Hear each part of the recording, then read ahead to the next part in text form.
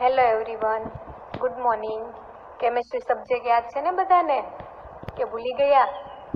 F5માં આપણે કેમિસ્ટ્રીનું એક પેપર આવતું હતું. સેમેસ્ટર 1 અને સેમેસ્ટર 2 બંનેમાં આપણે જે રીતે કેમિસ્ટ્રી જોઈ ગયા એવી જ રીતે હવે આપણે એસવાયમાં આવી ગયા. સેમ 3 અને સેમ 4માં પણ કેમિસ્ટ્રી એવી જ રીતે ભણવાનું થાય. પણ F5 અને એસવાયમાં આપણે ફેર શું રહેશે કે F5માં આપણે કેમિસ્ટ્રીનું એક જ પેપર આવતું હતું, જ્યારે એસવાયમાં આપણે કેમિસ્ટ્રીના છે એ બે પેપર ભણવાના થશે. હવે તમે લોકોએ એફવાયમાં ખૂબ સરસ રીતે કેમિસ્ટ્રી છે એ જોઈ ગયા, ભણી ગયા. એકદમ ઇન્ટરેસ્ટિંગ સબ્જેક્ટ છે કેમિસ્ટ્રી, એટલે તમે લોકોએ સેકન્ડ યરમાં પણ કેમિસ્ટ્રી સબ્જેક્ટ છે એઝ અ મેઇન સબ્જેક્ટ અથવા તો એઝ અ સબસિડરી સબ્જેક્ટ તરીકે તમે સિલેક્ટ કરેલો છે.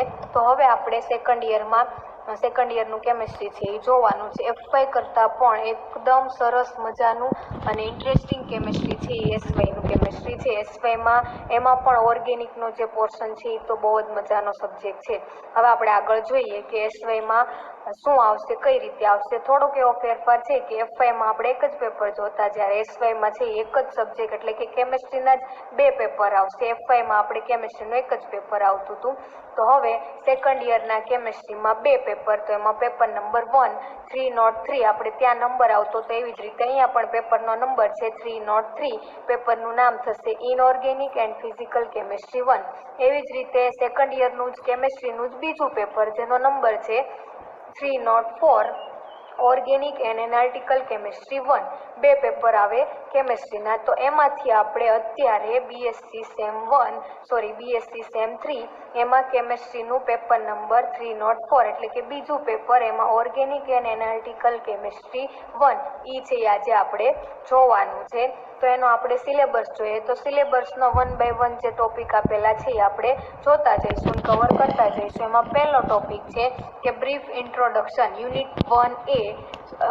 આપણા બે પેપર છે, બે પેપરમાં યુનિટ આવશે ચાર યુનિટ છે. એમાં પણ સબ યુનિટ આવે એટલે A B અથવા કોઈમાં ABC પણ હોઈ શકે. તો આપણે એસવાયના સિલેબસમાં બીએસસી સેકન્ડ યર એનો paper number 304 organic and analytical chemistry 1, એમાં પણ આપણો unit number 1A purine and ureide છે આજે આપણે જોવાનું છે. પ્યુરિન એન્ડ યુરેડ યુનિટ 1A એનું નામ છે, પણ ખાસ યાદ રાખવાનું કે આપણે છે બીજું પેપર એટલે કે 304 ઓર્ગેનિક એન્ડ એનાલિટિકલ કેમિસ્ટ્રી 1 એનું યુનિટ 1A જોઈએ છીએ. 1A કેમ તો કે એમાં બી પણ પાર્ટ હશે એટલા માટે અહીંયા 1A આપેલું છે. તો આપણે પહેલા આજે unit 1A purine and ureide છે જોવાનું રહેશે. એનો આપણે પ્યુરિન એન્ડ યુરેડનો તમારા લોકોએ સિલેબસ છે એ આપણી MKBUની સાઇટ ઉપરથી ડાઉનલોડ કરી લેવાનું. એમાં જોતું રહેવાનું પેપરનું નામ, પેપર નંબર, યુનિટનું નામ, પછી એમાં આપણા 1 બાય 1 જે ટોપિક આવે છે એ.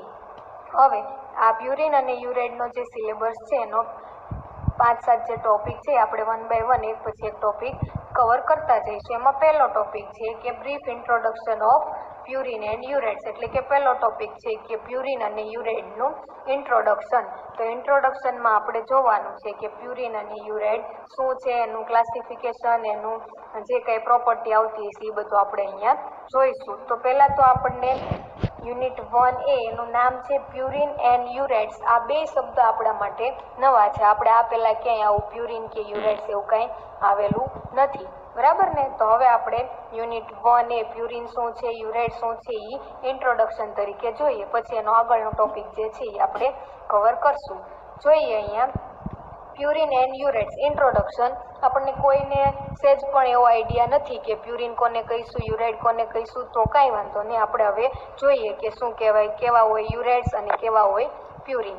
જોઈએ અહીંયા, જો અહીંયા મેં આપેલું જ છે યુરેડની અહીંયા ડેફિનેશન આપેલી છે. કોને કહેવાય યુરેડ? તો કે યુરિયા કોને કહીશું તો કે NH3 NH2CO NH2 આ છે યુરિયાનું અણુસૂત્ર છે. યુરિયાના હાઇડ્રોજન પરમાણુના સ્થાને એસાઇલ સમૂહ આવવાથી બનતા પદાર્થને યુરાઇડ સંયોજનો કહેવામાં આવે છે.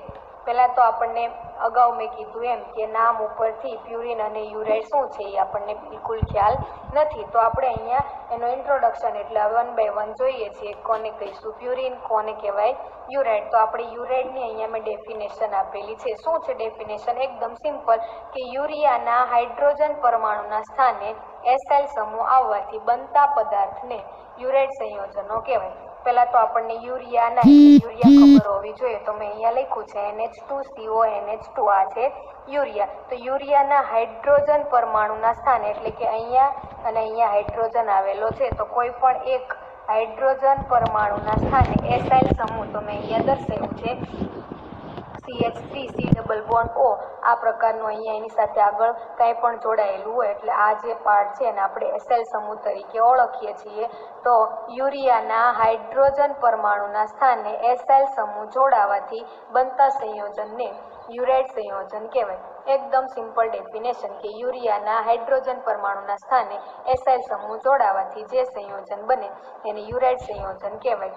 યુરિયા અહીંયા છે, આપણી પાસે હાઇડ્રોજન છે, હાઇડ્રોજન દૂર કરી એના સ્થાને એસાઇલ સમૂહ જોડી દઈએ એટલે એકદમ સિમ્પલ છે એ આપણને યુરેટ મળી જાય. તો હવે આપણે એનું એક્ઝામ્પલ જોઈએ એટલે આપણને વધારે ખ્યાલ આવે કે કઈ રીતે યુરિયામાંથી હાઇડ્રોજન દૂર થાય અને એની સ્થાને એસાઇલ સમૂહ જોડાય અને કેવા પ્રકારના યુરેટ છે એ બનાવે. પણ પહેલા આપણને યુરેટની ડેફિનેશન ખ્યાલ હોવી જોઈએ. તો શું આવ્યું તો કે યુરિયાના હાઇડ્રોજન પરમાણુના સ્થાને એસાઇલ સમૂહ જોડાવાથી જે સંયોજન બને એને આપણે યુરેટ સંયોજનો કહીશું. તો અહીંયા મેં હવે આપણે એની બનાવટ જોઈએ એક્ઝામ્પલ એટલે વધારે ખ્યાલ આવે. તો મેં અહીંયા બનાવટ એની લીધેલી છે. તો એની બનાવટ નંબર 1 કઈ રીતે યુરેટ સંયોજન બને. તો શું અહીંયા લખ્યું કે યુરેટ સંયોજનો એસિડ અને તેના વ્યુત્પન્નની યુરિયા સાથેની પ્રક્રિયાથી બને છે. કઈ રીતે યુરેટ બને તો કે યુરેટ સંયોજનો એસિડ કે એના વ્યુત્પન્નની યુરિયા સાથે પ્રક્રિયાથી બને. તો આપણે અહીંયા લીધો છે એસિડ ક્લોરાઇડ. એસિડનો ક્લોરાઇડ વ્યુત્પન્ન છે, એસિડ અથવા એના વ્યુત્પન્ન. તો આ આપણું શું થાય એસિટિક એસિડનો ક્લોરાઇડ વ્યુત્પન્ન છે, તેના વ્યુત્પન્નની યુરિયા સાથે પ્રક્રિયા આપણે આ થયું આપણું યુરિયા. યુરિયા સાથે એસિડ અથવા એસિડના ક્લોરાઇડની વ્યુત્પન્નની પ્રક્રિયાથી યુરેટ સંયોજનો બને. આ શું છે એસિટાઇલ ક્લોરાઇડ જે ખરેખર એસિડમાંથી બનેલો વ્યુત્પન્ન છે. એસિડ શું તો કે એસિટિક એસિડ CH3 COOH આ આપણું એસિટિક એસિડ એટલે કે એસિડ. આ એસિડ અને તેના વ્યુત્પન્ન તો આમાંથી આ ક્લોરીન છે OH છે એ દૂર થયું, ક્લોરીન છે એ ત્યાં જોડાઈ ગયું એટલે એસિટિક એસિડનો જ વ્યુત્પન્ન છે, ક્લોરાઇડ વ્યુત્પન્ન છે. એટલે આપણું અહીંયા લખ્યું એ મુજબ કે એસિડ અને તેના વ્યુત્પન્નની કાં તો એસિડ અથવા એના વ્યુત્પન્નની યુરિયા સાથે પ્રક્રિયા એટલે આ યુરિયા. એસિડ અથવા એના વ્યુત્પન્નની યુરિયા સાથે પ્રક્રિયાથી યુરેટ સંયોજનો મળે. હવે જોઈએ કઈ રીતે. તો આપણે અહીંયા ડેફિનેશનમાં છે યુરિયા અને એસાઇલ સમૂહ. તો અહીંયા આપણને એસાઇલ સમૂહ દેખાય છે CH3 C double bond O, CH3 C double bond O અને અહીંયા કાંઈ પણ જોડાયેલું હોય તો અહીંયા આ ક્લોરીન છે. હવે આ થયું એસાઇલ સમૂહ ધરાવતું સંયોજન અને આ થયું યુરિયા. એ બેયને જોડીએ એટલે આપણને યુરેટ સંયોજનો મળે. અહીંયા પણ આપણે કીધું કે એસિડ અથવા એના વ્યુત્પન્નની યુરિયા સાથે પ્રક્રિયાથી. તો આ એસિડ છે અને એસિડમાંથી જ બનેલો ક્લોરાઇડ વ્યુત્પન્ન છે એટલે આ એસિડનો વ્યુત્પન્ન અને યુરિયા સાથેની પ્રક્રિયાથી આ જે બન્યું એને યુરેટ સંયોજન કહેવાય. હવે જોઈએ શું થશે તો કે યુરિયાના હાઇડ્રોજન પરમાણુનું વિસ્થાપન આપણી ડેફિનેશનમાં છે કે યુરિયાના હાઇડ્રોજન પરમાણુના સ્થાને એસાઇલ સમૂહ જોડાય. તો આપણે અહીંયાથી એક હાઇડ્રોજન અને અહીંયાથી ક્લોરીન એટલે આ થઈ ગયો એસાઇલ સમૂહ. અહીંયાથી ક્લોરીન અહીંયાથી એક હાઇડ્રોજન HCl તરીકે દૂર. એટલે હવે અહીંયા વધ્યું CH3CO, ક્લોરીન તો જતો રહ્યો, CH3CO NH2 માંથી એક હાઇડ્રોજન છે આપણે ક્લોરીન સાથે HCl તરીકે દૂર કર્યો એટલે અહીંયા વધ્યું NH. આ પાર્ટમાં આપણે કાંઈ ફેરફાર કરતા નથી એટલે CONH2 as it is, CONH2. બરાબર. ફરીથી જોઈએ કે યુરેટ કોને કહીએ તો કે યુરિયાના હાઇડ્રોજન પરમાણુના સ્થાને એસાઇલ સમૂહ જોડાવાથી જે બને એને આપણે યુરેટ સંયોજનો કહીએ છીએ. તો એની બનાવટમાં પહેલી બનાવટ શું તો કે એસિડ અથવા એના વ્યુત્પન્નની યુરિયા સાથે પ્રક્રિયા. તો આ આપણે અહીંયા એસિડનો વ્યુત્પન્ન લીધો એસિટાઇલ ક્લોરાઇડ, એની યુરિયા સાથે પ્રક્રિયા એટલે આપણે ડેફિનેશનમાં છે કે યુરિયાના હાઇડ્રોજનના સ્થાને એસાઇલ સમૂહ જોડાય. તો અહીંયા આપણને આ એસાઇલ સમૂહ દેખાય છે એટલે અહીંયાથી એક હાઇડ્રોજન, અહીંયાથી ક્લોરીન HCl દૂર, બાકી બધું છે એ જોડાઈ ગયું. COCH3 as it is, COCH3 as it is, અહીંયાથી ક્લોરીન, અહીંયાથી એક હાઇડ્રોજન HCl તરીકે દૂર, અહીંયા વધ્યું NH એ આપણે લખ્યું NH, CONH2 આ થયું એસિટાઇલ યુરિયા. અહીંયા આપણે એસિટાઇલ ક્લોરાઇડ લીધો છે, આ યુરિયા છે એટલે એ બે જોડાઈ ગયું એટલે એસિટાઇલ યુરિયા. બન્યું, પણ આ ખરેખર શું છે તો કે યુરેટ સંયોજન, અને યુરેટ સંયોજન પણ કહેવાય, યુરેટ સંયોજન છે। આ જે બન્યું એ આપણને યુરેટ સંયોજન મળ્યું। હજી એનું એક્ઝામ્પલ લઈએ, બીજી રીતે પણ યુરેટ સંયોજન બનાવી શકાય। જોઈએ જો એની બનાવટનું એક્ઝામ્પલ નંબર 2 શું છે તો કે ડાયકાર્બોક્સિલિક એસિડ કે તેના એસ્ટરની યુરિયા સાથે પ્રક્રિયાથી ચક્રીય યુરેટ બને। આપણે આગળનો એક્ઝામ્પલ જોયું ત્યાં પણ આપણને યુરેટ મળ્યું, પણ એ ચક્રીય યુરેટ નહોતું। હવે અહીંયા ચક્રીય યુરેટ બને પણ કઈ રીતે તો કે ડાયકાર્બોક્સિલિક એસિડ, તો આપણે અહીંયા ઓક્ઝેલિક એસિડ લીધો છે, એસિડના 2 અણુ છે એટલે આને આપણે શું કહી શકીએ, ડાયકાર્બોક્સિલિક એસિડ। તો કે ડાયકાર્બોક્સિલિક એસિડ કે તેના એસ્ટરની, તો અહીંયા મેં એનું એસ્ટર વાળું પણ એક્ઝામ્પલ લીધું છે। આ આપણે એસિડ વાળું એક્ઝામ્પલ અને આ છે એ એસ્ટર વાળું એક્ઝામ્પલ। શું છે તો કે એસિડનો એસ્ટર, તો અહીંયા શું હોય CH3 COOH CH2 COOH એટલે શું થાય મેલોનિક એસિડ, આ રીતે હોય COOH CH2 COOH, આ થયું મેલોનિક એસિડ, પણ એનો અહીંયા ઇથેનોલ સાથે પ્રક્રિયાથી એસ્ટર બને। ઇથેનોલ સાથે એની પ્રક્રિયા કરીએ એટલે એસ્ટર બને, તો આ થયું મેલોનિક એસિડનો એસ્ટર એટલે મેલોનિક એસ્ટર। અહીંયા આપણે છે ડાયકાર્બોક્સિલિક એસિડ કે તેના એસ્ટર, તો આ આપણે ડાયકાર્બોક્સિલિક એસિડ કે એસિડનો એસ્ટર ની યુરિયા સાથે પ્રક્રિયા, તો આપણે બેની યુરિયા સાથે પ્રક્રિયા કરાવી, ની યુરિયા સાથે પ્રક્રિયાથી ચક્રીય યુરેટ બને, તો આ જે બને એ ચક્રીય યુરેટ છે। હવે જોઈએ શું થાય છે, તો આપણે આગળ યુરેટની ડેફિનેશન જોઈએ એમ તો કે યુરિયાના હાઇડ્રોજન પરમાણુના સ્થાને એસેલ સમૂહ જોડાય અને આપણને જે મળે એને યુરેટ સંયોજનો કહીએ।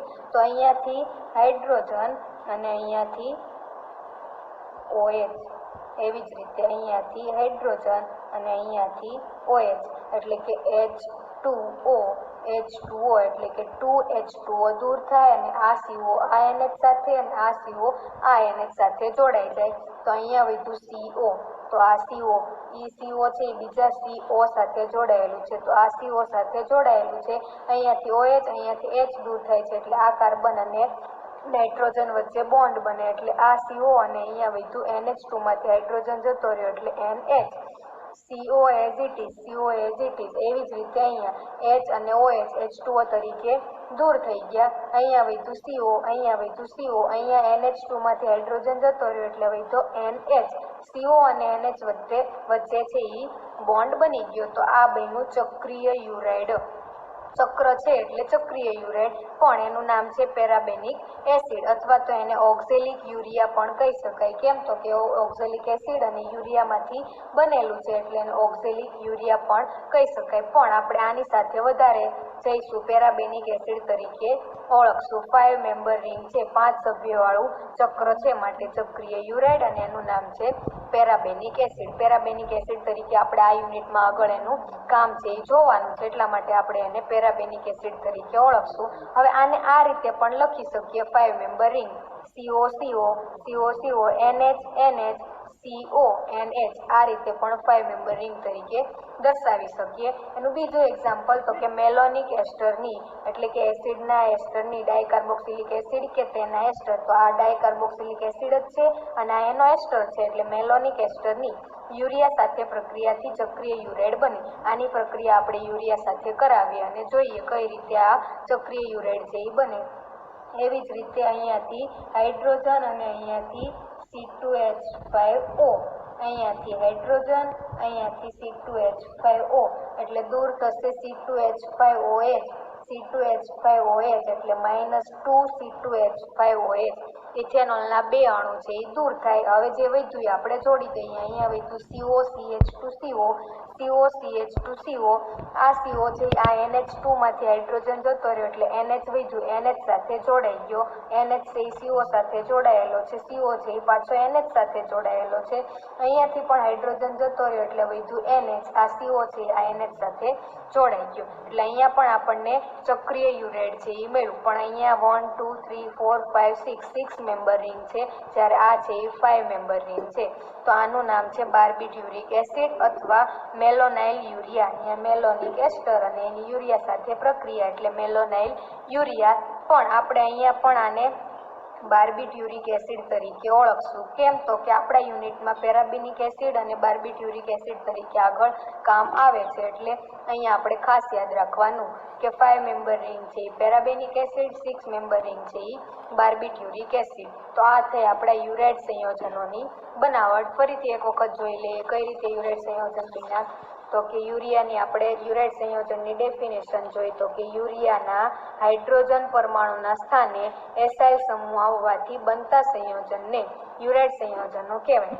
હવે આપણે એની બનાવટ જોઈ તો કે બનાવટ નંબર 1 માં છે કે એસિડ કે તેના વ્યુત્પન્ની યુરિયા સાથે પ્રક્રિયાથી યુરાઇડ સંયોજનો બને. એસિડ એકલો એસિડ હોય અને એસિડ અથવા એનો વ્યુત્પન્ની યુરિયા સાથે પ્રક્રિયા કરીએ તો આવા ચેઇન ફોર્મમાં છે એ આપણને યુરાઇડ સંયોજન મળે. જ્યારે બીજો એની બનાવટ છે કે ડાય એસિડ, અહીંયા એકલો એસિડ અને ત્યાં ડાયકાર્બોક્સિલિક એસિડ કે તેના એસ્ટર વ્યુત્પન્ની યુરિયા સાથે પ્રક્રિયાથી ચક્રીય યુરાઇડ બને. તો આપણે એના પણ એક્ઝામ્પલ અહીંયા જોયા કે આ છે એ ડાયકાર્બોક્સિલિક એસિડ કે તેના એસ્ટરની યુરિયા સાથે પ્રક્રિયાથી આ પ્રકારના ચક્રીય યુરાઇડ છે એ બને. તો હવે આપણને એ ખ્યાલ આવી ગયો કે યુરાઇડ છે એ કોને કહેવાય અને એ કઈ રીતે છે એ બને છે. માત્ર એકદમ સિમ્પલ ડેફિનેશન કે યુરિયાના હાઇડ્રોજન પરમાણુના સ્થાને એસાઇલ સમૂહ જોડાવાથી બનતા સંયોજનને યુરાઇડ સંયોજનો કહેવાય. હવે આપણે એના ગુણધર્મો જોઈએ. યુરાઇડ સંયોજનોના રાસાયણિક ગુણધર્મો તો કે લગભગ બધા જ સક્રિય યુરાઇડ સ્ફટિકમય પદાર્થો છે. એમાઇડની જેમ તેનું આલ્કલી વડે જળ વિભાજન થાય છે અને મંદ આલ્કલી સાથે ગરમ કરતા પ્રથમ યુરિડો એસિડ અને છેવટે યુરિયા અને ડાયકાર્બોક્સિલિક એસિડ છે એ મળે. અહીંયા એના આપણને ગુણધર્મો આપ્યા તો કે અહીંયા છે એ પહેલું લગભગ બધા જ ચક્રીય યુરાઇડ છે સ્ફટિકમય પદાર્થો છે. ચક્રીય યુરાઇડ જેટલા છે એ બધા જ સ્ફટિકમય પદાર્થો છે. પછી એમાઇડની જેમ જ તેનું આલ્કલી વડે જળ વિભાજન થાય છે. આલ્કલી વડે જળ વિભાજન થાય છે પણ મંદ આલ્કલી સાથે ગરમ કરતા પ્રથમ યુરિડો એસિડ મળે છે. મંદ આલ્કલી સાથે ગરમ કરતા પ્રથમ યુરિડો એસિડ મળે છે અને છેવટે યુરિયા અને કાર્બોક્સિલિક એસિડ. છેવટે પછી એનું જળ વિભાજન કરો એટલે યુરિયા અને ડાયકાર્બોક્સિલિક એસિડ છે એ મળે. આ એનો ગુણધર્મ છે. ફરીથી શું તો કે બધા જ ચક્રીય યુરાઇડ છે એ કેવા છે તો કે સ્ફટિકમય પદાર્થો છે અને એમાઇડની જેમ તે પણ આલ્કલી વડે જળ વિભાજન છે એ આપે છે. એમાઇડની જેમ જ તે પણ આલ્કલી વડે જળ વિભાજન આપે છે. પછીનું અહીંયાથી આ જે છે આ રિએક્શન દર્શાવે છે શું તો કે મંદ આલ્કલી સાથે ગરમ કરતા પ્રથમ યુરિડો એસિડ મળે છે. મંદ આલ્કલી સાથે ગરમ કરતા પ્રથમ યુરિડો એસિડ મળે છે અને છેવટે યુરિયા અને ડાયકાર્બોક્સિલિક એસિડ. પછી એમાંથી પાછું જળ વિભાજન કરીએ એટલે છેવટે યુરિયા અને ડાયકાર્બોક્સિલિક એસિડ છે એ મળે છે. તો અહીંયા આપણને રિએક્શન આપેલી છે કઈ રીતે તો કે આપણે આગળ જોયું એમ 6 મેમ્બર રિંગ યુરાઇડ સંયોજન છે બાર્બિટ્યુરિક એસિડ. એનું મંદ આલ્કલી વડે જળ વિભાજન કરીએ એટલે શું થશે અહીંયાથી બોન્ડ છે એ બ્રેક થશે. અહીંયા છે એ હાઇડ્રોજન જોડાશે અને આની સાથે OH જોડાશે એટલે અહીંયા બન્યું NH હતો, હાઇડ્રોજન જોડાઈ ગયો NH2CO NH2CO NH COCH2 COCH2 CO હતા અને OH જોડાઈ ગયા એટલે COOH. બાર્બિટ્યુરિક એસિડ 6 મેમ્બર રિંગ યુરાઇડ સંયોજન છે એનું મંદ આલ્કલી વડે જળ વિભાજન કર્યું એટલે આ રીતે યુરિડો એસિડ બન્યો. આ જે છે એને આપણે યુરિડો એસિડ તરીકે ઓળખીએ. પાછું એનું જળ વિભાજન કરીએ એટલે અહીંયાથી બોન્ડ છે એ બ્રેક થશે. પાછું અહીંયા NH સાથે હાઇડ્રોજન અને આની સાથે OH છે એ જોડાઈ જશે એટલે અહીંયા આવશે NH સાથે હાઇડ્રોજન જોડાઈ ગયો એટલે થશે NH2CO NH2 NH2CO NH2. અહીંયા CO હતા OH જોડાઈ ગયો એટલે COOH CH2 COOH CH2 COOH એટલે આ થઈ ગયું NH2CO NH2 યુરિયા અને આ થઈ ગયું મેલોનિક એસિડ. ઉપર આપણે વાત કરી તેમ કે મંદ આલ્કલી સાથે જળ વિભાજન કરીએ એટલે પ્રથમ યુરિડો એસિડ અને છેવટે યુરિયા અને ડાયકાર્બોક્સિલિક એસિડ મળે. તો આપણે બાર્બિટ્યુરિક એસિડનું પહેલા જળ વિભાજન કર્યું એટલે યુરિડો એસિડ હાઇડ્રોજન અહીંયા જોડાણો OH અહીંયા એટલે NH2 અને COOH થઈ ગયા. પાછું જળ વિભાજન કર્યું એટલે અહીંયાથી બોન્ડ બ્રેક થયો. હાઇડ્રોજન અહીંયા OH અહીંયા એટલે NH2 થઈ ગયું ને અહીંયા COOH યુરિયા અને મેલોનિક એસિડ છે એ છૂટું પડી ગયું. એવી જ રીતે બીજો એક્ઝામ્પલ આ છે 1 2 3 4 5 મેમ્બર રિંગ યુરેટ સંયોજન. એટલે આપણે આગળ જોયું કે એને આપણે પેરાબેનિક એસિડ તરીકે ઓળખતા હતા. તો એનું પાછું મંદ એલ્કલી વડે જળ વિભાજન કરીએ એટલે ઉપર મુજબ જ અહીંયાથી બોન્ડ છે એ બ્રેક થશે. NH સાથે હાઇડ્રોજન જશે અને CO સાથે OH જશે. એટલે અહીંયા થશે COOH CO CO NH NH CO CO NH હતો હાઇડ્રોજન જોડાઈ ગયો એટલે અહીંયા થઈ ગયું NH2. પાછું એનું આપણે આગળ જળ વિભાજન કરીએ એટલે શું થશે, અહીંયાથી બોન્ડ બ્રેક થશે. આની સાથે OH અને આની સાથે H છે એ જોડાઈ જશે. એટલે અહીંયા થયું COOH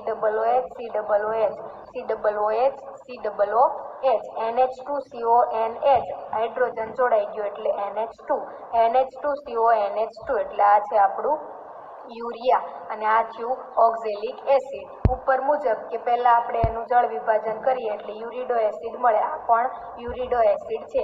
યુરિડો એસિડ મળે એનું પાછું જળ વિભાજન કરીએ એટલે યુરિયા અને ડાયકાર્બોક્સિલિક એસિડ મળે. તો આપણને યુરિયા અને ડાયકાર્બોક્સિલિક એસિડ મળ્યો. આ થયો એનો રાસાયણિક ગુણધર્મો.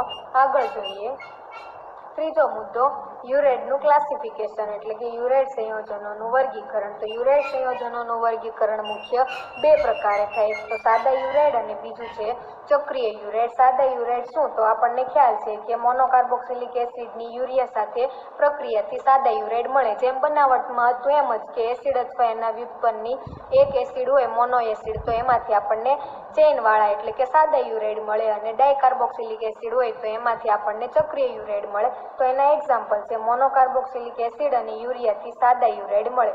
મોનોકાર્બોક્સિલિક એસિડ આ એક્ઝામ્પલ આપણે આગળ બનાવટમાં લીધું હતું કે એસિટાઇલ ક્લોરાઇડની યુરિયા સાથે પ્રક્રિયા કરીએ એટલે અહીંયાથી હાઇડ્રોજન અહીંયાથી Cl HCl દૂર થાય. બાકીનું છે એ જોડાઈ ગયું CH3CO NH2 માંથી એક હાઇડ્રોજન જતો રહ્યો એટલે વધ્યું NH CONH2 NHCONH2 એટલે આ થઈ ગયો સાદો યુરેટ. એવી જ રીતે એનું બીજું એક્ઝામ્પલ છે આ એસિટાઇલ યુરિયા અથવા યુરેટ. આની પ્રક્રિયા પાછા એસિટાઇલ ક્લોરાઇડ સાથે કરીએ એટલે એક સ્ટેપ આગળ આપણને યુરેટ મળે. અહીંયા યુરિયાનો હાઇડ્રોજન એટલે કે અહીંયાથી H અને અહીંયાથી Cl HCl છે એ દૂર થશે. બાકીનું બધું જોડાઈ જશે. CH3CONH NH2 માંથી એક હાઇડ્રોજન જતો રહ્યો એટલે CONH. અહીંયા વધ્યું COCH3 ક્લોરીન છે હાઇડ્રોજન સાથે HCl તરીકે દૂર થઈ ગયો. તો આપણે અહીંયા જોઈએ છે કે યુરેટ સંયોજનોનું ક્લાસિફિકેશન. યુરેટ છે એ સંયોજનના બે મુખ્ય પ્રકાર, એક તો સાદા યુરેટ અને બીજું ચક્રીય યુરેટ. તો કે સાદા યુરેટ કયા, તો કે આ શેમાંથી બને, તો કે મોનોકાર્બોક્સિલિક એસિડની યુરિયા સાથે પ્રક્રિયા. એટલે અહીંયા મોનોકાર્બોક્સિલિક એસિડ છે એની યુરિયા સાથે પ્રક્રિયા કરીએ એટલે આ રીતે આપણને સાદા યુરેટ મળે. યુરેટ સંયોજનનું ક્લાસિફિકેશનનો બીજો પ્રકાર કે ચક્રીય યુરેટ. પહેલો પ્રકાર યુરેટનું ક્લાસિફિકેશન, એમાં આપણે પહેલો પ્રકાર જોયો સાદા યુરેટ અને બીજું છે ચક્રીય યુરેટ. તો એ કઈ રીતે બને, તો કે ફોસ્ફોરિક ક્લોરાઇડની હાજરીમાં ડાયકાર્બોક્સિલિક એસિડની યુરિયા સાથે પ્રક્રિયાથી ચક્રીય યુરેટ મળે. આપણે આગળ બનાવટમાં જોયું એ રીતે કે ડાયકાર્બોક્સિલિક એસિડ અને યુરિયા વચ્ચે પ્રક્રિયાથી ચક્રીય યુરેટ છે એ મળે. તો અહીંયા આપણે ઓક્ઝેલિક એસિડ અને યુરિયા છે બે વચ્ચે પ્રક્રિયા થઈ 5 સભ્યવાળો પેરાબેનિક એસિડ અને મેલોનિક એસ્ટર અને યુરિયા સાથે પ્રક્રિયાથી 6 સભ્યવાળું બાર્બિટ્યુરિક એસિડ છે આ રીતે મળે છે. તો આ થયા ચક્રીય યુરેટ સંયોજનો. ચક્રીય યુરેટમાં પાછા બે પ્રકાર હતા, 5 સભ્યવાળા ચક્રીય યુરેટ અને 6 સભ્યવાળા ચક્રીય યુરેટ. તો 5 સભ્યવાળા ચક્રીય યુરેટમાં આપણે આ પેરાબેનિક એસિડ અને 6 સભ્યવાળું ચક્રીય યુરેટ બાર્બિટ્યુરિક એસિડ છે. તો યુરેટ સંયોજનોનું ક્લાસિફિકેશન બે પ્રકારે. આગળ આપણે એનો ટાઈપ છે 1 સાદા યુરેટ જોયું. સાદા યુરેટ તો કે મોનોકાર્બોક્સિલિક એસિડ અને યુરિયા વચ્ચે પ્રક્રિયાથી સાદા યુરેટ બને, ત્યારે ડાયકાર્બોક્સિલિક એસિડ અને યુરિયા વચ્ચે પ્રક્રિયાથી ચક્રીય યુરેટ છે એ બને.